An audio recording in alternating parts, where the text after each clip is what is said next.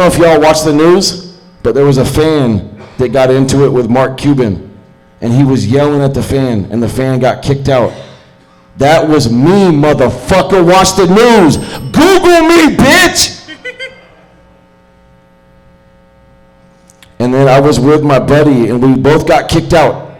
I had 4 news crews at my house, and he can tell you, he's the only one that can tell you on Friday night at the pizza place, I called my fucking shot. And I said, I'm going to go to the game, I will be escorted out by Dallas PD, and I will not get arrested, and I will not break any rules. And that's exactly what the fuck happened. And y'all ain't feeling this shit, but it's okay. I got kicked out of the fucking game, and my buddy got kicked out with me. Chances are that by now you have seen the viral clip. It's a fan being escorted out of last night's game. Bo Evans caught up with a guy who yelled at Mark Cuban, and Bo, that fan says he doesn't think he broke any rules. No, Karen, he does not think he broke any rules. Chris Taylor is a Mavs season ticket holder, and he thinks he knows the NBA Code of Conduct policy pretty well, and he says he's just voicing his opinion. He didn't violate any rules. Facts, now, Taylor motherfucker, facts. He was planning on going to the game to share his opinion on losing Luka, but he wanted to be strategic about it and make sure he didn't violate that league Code of Conduct policy.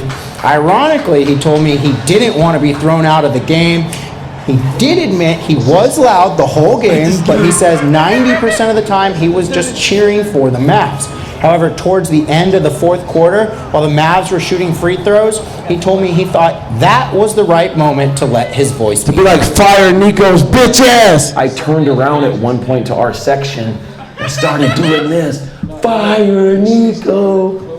And then when I turned around, Mark Cuban had stood up out of his chair and turned around and started yelling at me. He pointed at me and looked right at me and said, sit down, sit down. I'm so dramatic. It's so embarrassing. Kept yelling at him, and that's when he and Cuban began yelling back and forth at each other. And it was after that interaction when security stepped in and escorted Taylor out of the AAC. Now here's what Cuban told us via email.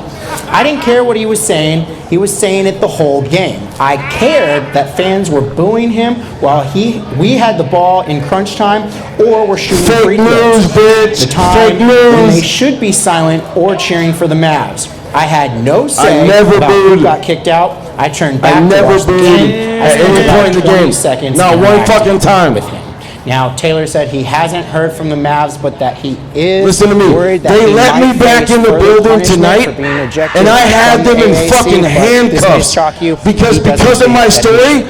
They changed the rule last night and tonight, and they let people there. I agree. Sorry, Bo. Thank you very much. Dude, you need to fucking calm down and quit watching sports for a while. Yeah, dude, stop fucking rubbing your nipples on the fucking stage. Now look, some people say that a 45-year-old with a full-time job and kids probably shouldn't be doing some shit like this, and those people are my wife. That's who thinks that fucking. No, she does not think this is as funny as I do. I can fucking promise you that shit right now. Fuck that bitch. Fuck Nico. Fuck Nico. Let's give it up for Chris Taylor, everybody. Give it up for Chris Taylor.